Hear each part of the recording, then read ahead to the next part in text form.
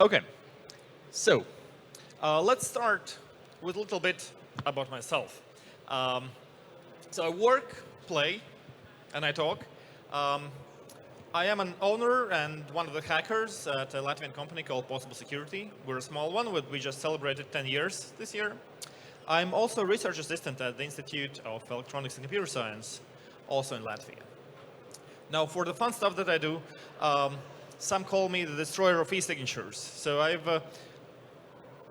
attacked Latvian electronic signatures for the documents a couple of times. Last time was, I think, 2 or 3 years ago. And turned out that we broke all the signatures in the EU and even the world. And no one was able to fix it. I mean, we were trying to help. We were trying to help fix the problem. But we put all our brains together and just didn't work. So e-signatures are a bit broken since then. Yeah, as was discussed, I also made some jailbreaks for RouterOS. Now, I do love to present as well. I travel internationally a lot. I talk at different conferences, and I'm really thankful for DefCamp having me here today. Also, I don't use Twitter anymore, so if you want to follow my stuff on cybersecurity, you can do it on Mastodon. It's k@chaos.social. So today, we're going to talk about some quite simple things. We're going to talk about PSTNs and mobile networks. We're going to talk a bit about social engineering, which are the two main components needed for these attacks. And we're going to talk about 4 different attacks, or rather 2 attacks and 2 tactics. 2 separate tactics can be used.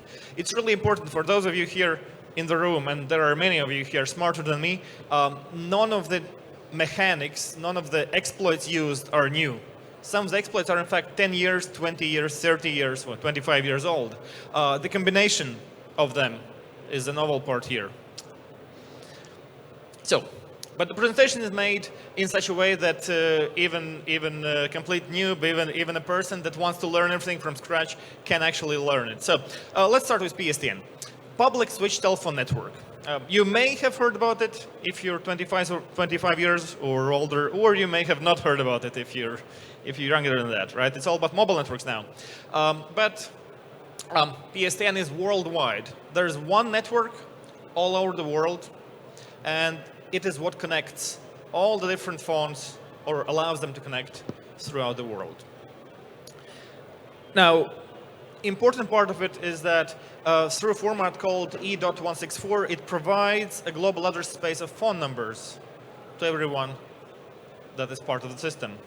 And it's really, really old school. Americans also call it POTS, like plain old telephone system. It's the same thing. So that's PSTN there. Now, I was looking at a comparison table by one company that compares voice over IP to PSTN. And what caught my eye is the security part, right? These guys say that PSTN is highly secure because it has a dedicated telephone line, which in a way is true, right? If you want to attack a classic phone on the wire, it's very geo-restrictive, right? If I wanted to listen to your... Anyone has a phone at home, like a physical wired home? Ooh, wow, okay. 4, 5, 6 people. Wow, didn't expect that. So these guys here, yeah? I would have to go to your home to actually listen to your conversations, right? So it is secure in a way that random hackers on the internet cannot attack it easily. But once I'm there, it's not encrypted. It's readily available, so that's quite easy. This presentation today, here I will be presenting different kind of attack. I will be presenting attacks that work from literally everywhere in the world.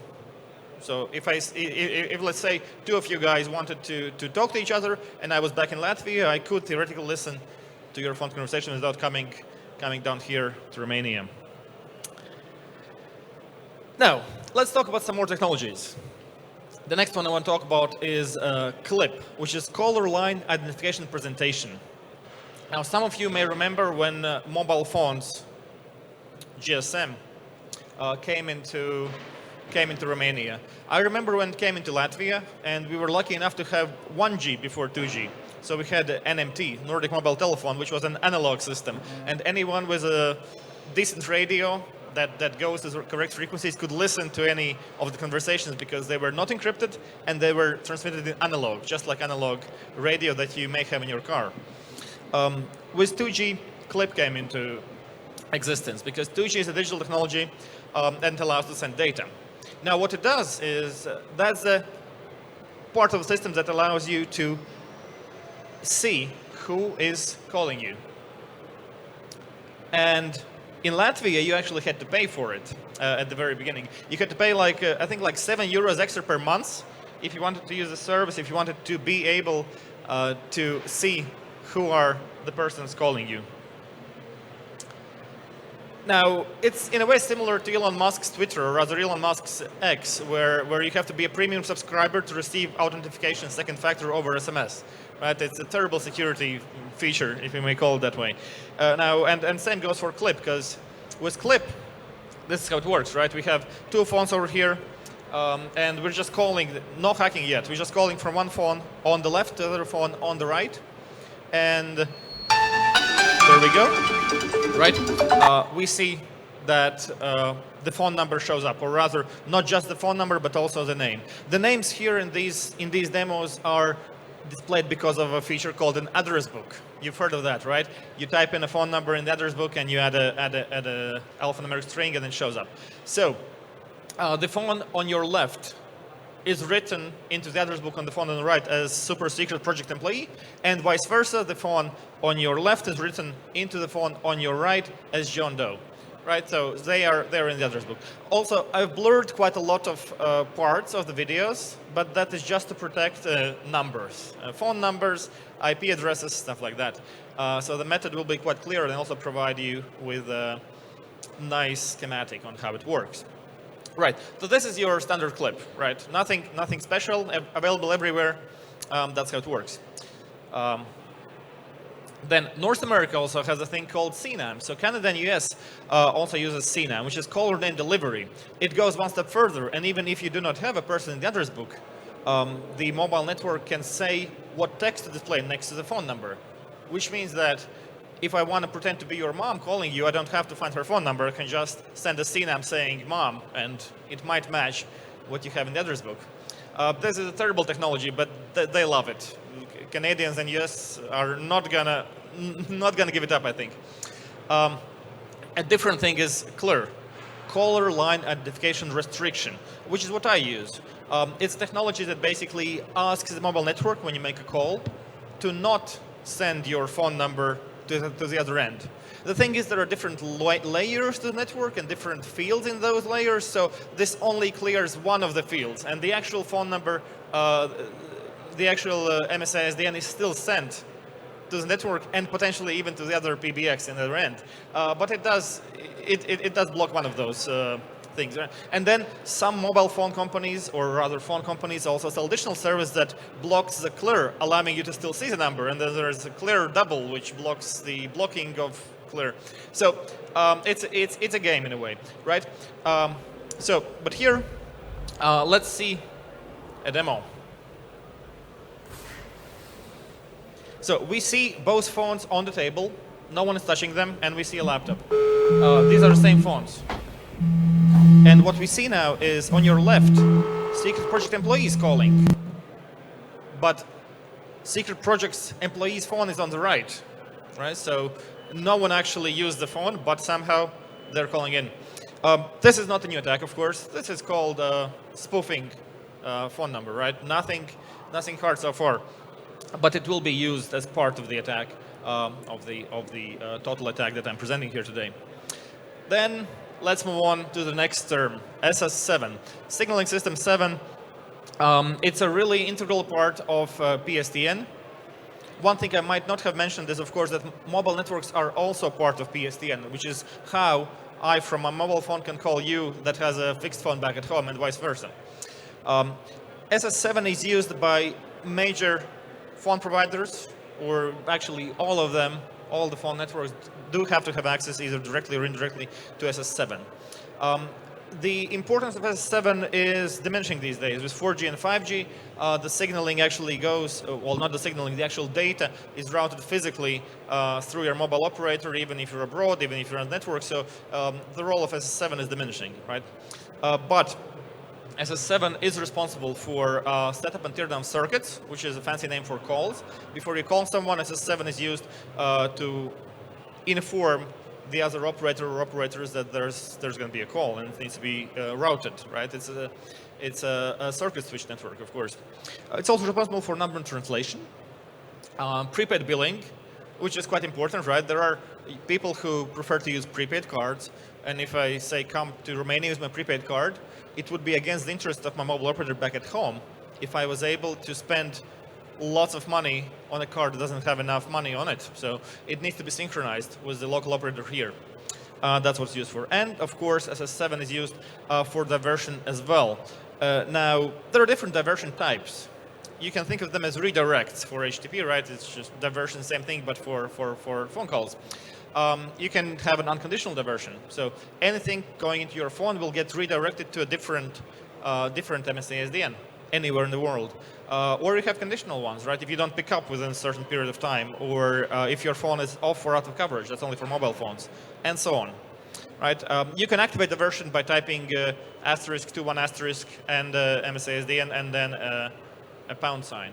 That's one of the ways to activate it, right? SS7 is responsible for so much more, but basically the version is the part we're going to need for our attack here. Now, one of the final parts, social engineering.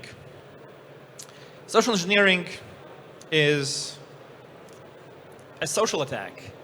It's convincing someone to do something they're not allowed to do, or convincing them to disclose some information that they should keep secret. And it can be achieved in multiple ways. But a skilled social engineer will usually have a pretext. They will have prepared the attack, and they will pretend to be someone that they're not. For example, I could call you, and I have done my homework. I know who your boss is. I know who your colleagues are. I know when which colleague is away on paid leave, sick leave, or maybe abroad. And I call and I pretend to be one of your colleagues and say, hey, I can't access my email. As you know, I'm abroad here in this country right now. But I really need to get the data. Could you send to my private email, please, right? And if you're gonna say to me, no, it's against company policy, I'll say, yeah, but John, which is our common boss, told that it's okay. If something bad happens, he's gonna be the one responsible, right? So you might just do it. That's one specific example of social engineering attack. And social engineering can be used as part of the attacks presented here today. Now, final component, mobile networks, of course. So what's the status of mobile networks? 851, the best encryption algorithm that we had on mobile networks 10 years ago is broken. There's also, of course, 852 and 850. 852 is not more secure than 851. It's actually specifically designed to be less strong, to be weaker than 851, so that third world countries, as they call them, could also use mobile phones with encryption. 850 is just a connection without an encryption. And older phones like Nokia, black and white phones that we had, I still have, it actually displays a warning to you if you're trying to call over a network that has 850 set up at that moment. And I've caught my networks back at home doing that on numerous occasions, right? We do have 853 now. Katsumi, I think, is the code name for the protocol, which is way more secure, right? But some networks still use 851 and 852, of course. We still have no mutual authentication on the air interface. It's a feature that we've had since forever, since mobile networks started to exist.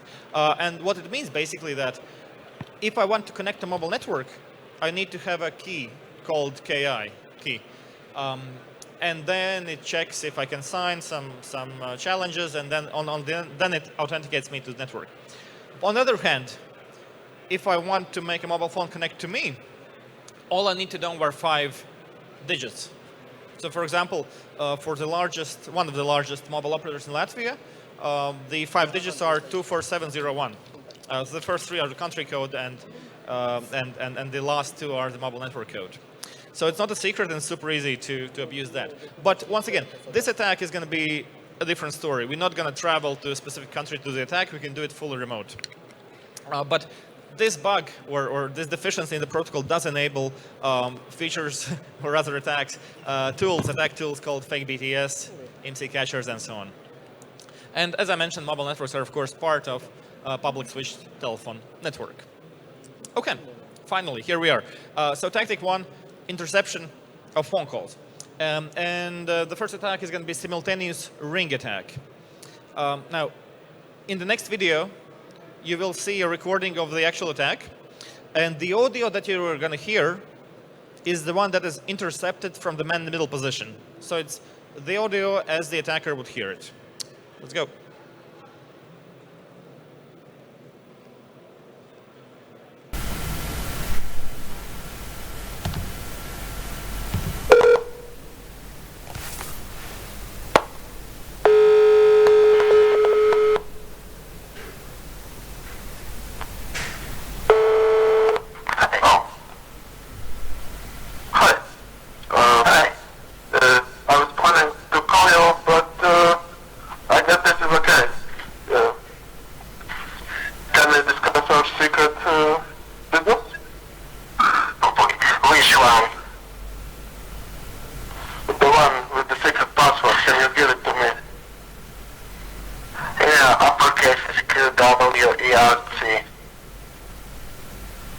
Excellent. So the business is very secret, so don't tell anyone.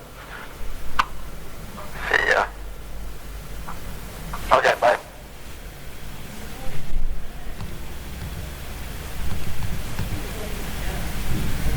So what happened here is we did a simultaneous ring attack. Both phones rang at the same time. And even though it's a bit suspicious, and our research indicates that there is usually some initial confusion, right? But if you have done your homework, and if victims of the attack are planning to have a phone conversation that day, the initial confusion on who called who quickly passes, and they get to talking about their business, as demonstrated in the demo. Now, we didn't really see the simultaneous ring part in that recording, so here's the missing proof for that. We just have two phones on the table again, and none of them are being used right now, and we're going to see them call each other at the same time. There we go. Now, this part is super simple. All we do is just spoof two phone calls at the same time, right? Nothing interesting here. Here's how it all looks together. This is a setup for this attack right here. Let's go through it. I think we have time to do that in detail. So there are 3 steps to the attack, or well, first we set it up, of course, before the steps. So we create 2 voice over IP connections to a PBX that has a trunk connection to voice over IP gateway. That connects, of course, to public switch telephone network. And we set it up in such a way that one of them is going to call using the other number, the other real number, and second one is going to call using the first real number, right? And then we connect them together through audio connections, right? So let's go through the steps. We start with one of the voice over IP clients pretending to be number B and calling number A. We immediately follow, or we do at the same time, by the second voice over IP client to pretending to be number A and calling number B.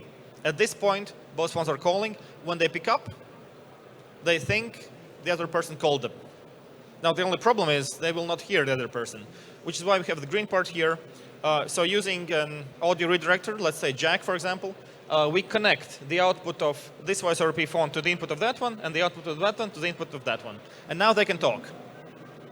And they have a conversation. And meanwhile, why not record everything that they're talking, that we are redirecting from one endpoint to the other?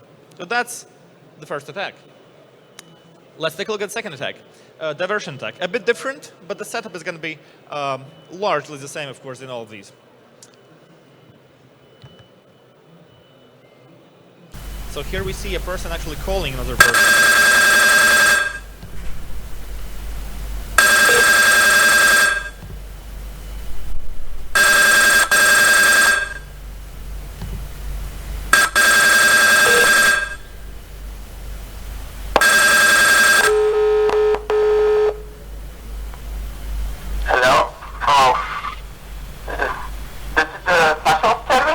have a delivery for pickup at 1 o'clock in Freedom Square. Your secret PIN is 53896. Will you collect it on time? Thank you. Oh, excellent. Bye-bye.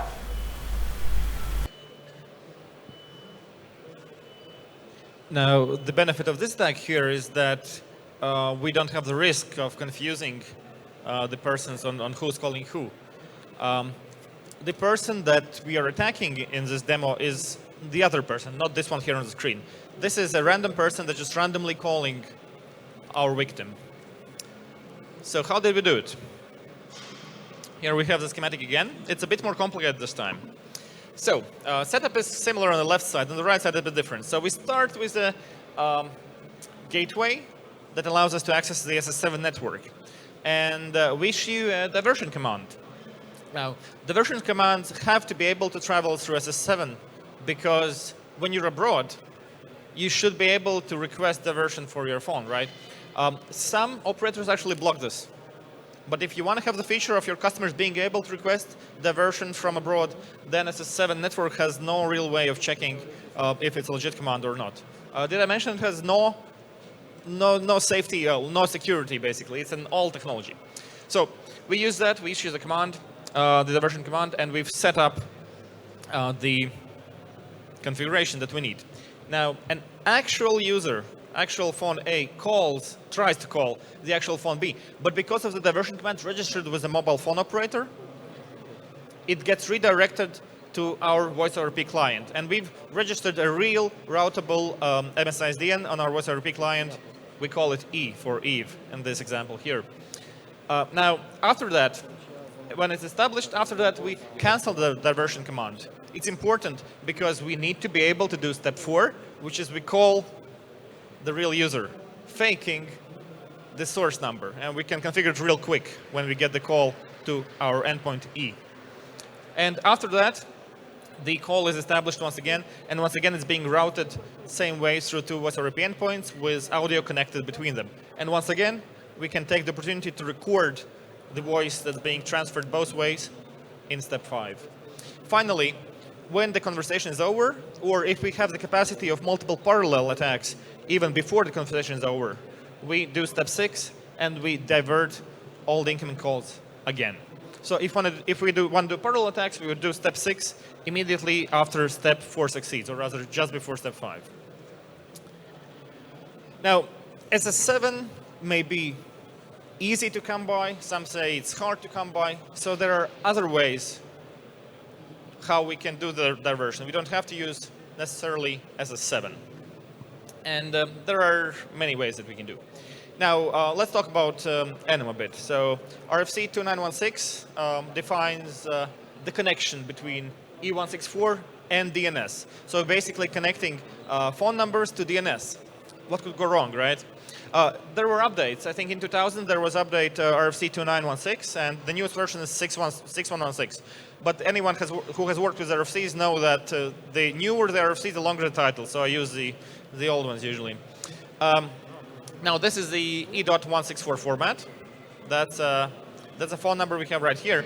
Now it works in a way that a client wanting to call someone, a voice over IP client wanting to call someone, would do this DNS request, look for a record type NAPTR, and of course this is a reversed phone number because countries are on the right and minority structures go to the left, right? So that's how it's organized. It gets a reply like this.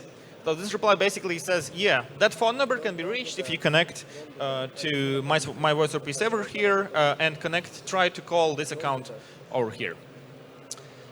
Then the client would dig up a server record like that and would get a response with word servers, and of course we get the IP address, and then we connect over there and we send the username and we try to call there. Now DNS is fun because unless you use secured DNS, right, unless you protect your records, it can be manipulated quite easily. So what one could do is, let's say we could attack it at step number 3 here and respond with this. fun stuff. The RFC actually allows you to redirect it back to PSTN. You don't have to actually have a voice RP client. You can do it through PSTN like that. Let's go to this phone number. That's where you reach it, right? So that's one way to do it. The problematic part is, of course, is that enum is not really popular. I looked at database for Romania, and you have 0 numbers registered that are routable via enum. There are other ways to do it. You can use social engineering. You can use physical attacks. Let's say you find someone's phone and you quickly type, asterisk 21 asterisk, MSISDN dash, pound, and the redirect is in effect. You can use phishing, of course. So phishing, social engineering through voice calls. Call someone and say, hello, this is Doug. Please call this number to get some dollars. Or you could use phishing. You could send an email or an SMS to someone, hoping they will click the link. And Android phones very compliantly asks you, hey, do you want to open this link? You say yes, and then it's redirected. Now let's look at the other tactic, alteration of phone calls. We can also, of course, use it to alter phone calls. Here is a setup for asynchronous substitution. So it's really similar to what we had before.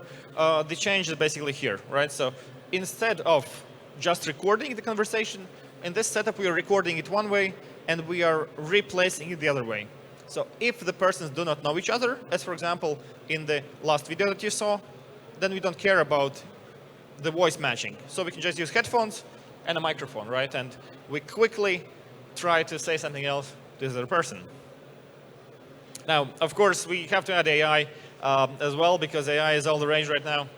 Now, we can use an attack like that with substitution also if the persons know each other, but in that case, we do need artificial intelligence model that would actually allow to dynamically and really quickly change the content of the conversation without changing the voice, right? And then we could use a speaker to listen to the fun that's happening.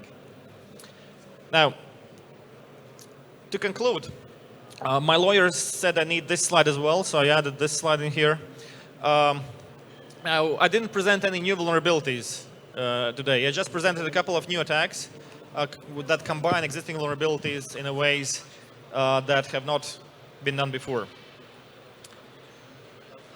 I think it's important to educate not just IT security specialists, but the community and all society, indeed, on these attacks. For example, my government is doing a lot to inform people about spoofing, to inform that you cannot trust the phone number. But they are not doing anything yet to inform people that there is this risk of your phone conversations being listened in by an unauthorized third party. So what can be done? SS7 firewalls, of course. That's the first step. We can use SS7 firewalls to filter some of the commands, and it's being used in many European countries right now already. Since Carson Knoll presented a couple of his attacks, mobile operators have started paying attention. For example, right now it's really hard to just randomly snoop on a person using SS7 because they use some heuristics and block those requests on SS7. Originally, SS7 had no firewalls. Any operator could do anything to another operator. Now, verification routed clip could be another thing. Similar to BCP38 for IP addresses, we could use this idea to verify if the phone number you're sending out or that you're receiving is actually coming from a legit network, right? A Latvian network should not send out a Romanian phone number. Of course, DNSSEC. DNS allows us to do fun stuff. DNSSEC breaks that fun stuff and puts hackers in jail. So basically, use DNSSEC when you can. Your national authority has to support DNSSEC for you to be able to use it. Latvian supports. I'm not sure about Romanian, but if it does, then you can set up the chain and make sure that your domain records are signed. And of course, the classical thing you can do is encrypted communications. Signal, Threema, maybe wire, different encrypted communications over IP that bypass this problem altogether. Now, the slides are available already on Kirils.org. You can take a look for the name of the presentation over there and find them there. And if you want to follow me and see me rant about IT security, IT, and stuff like that, you can follow me on @chaos.social over at Mastodon. Thank you so much.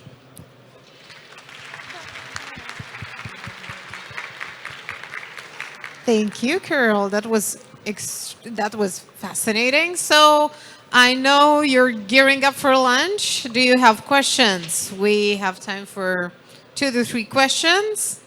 Okay, let's go over there.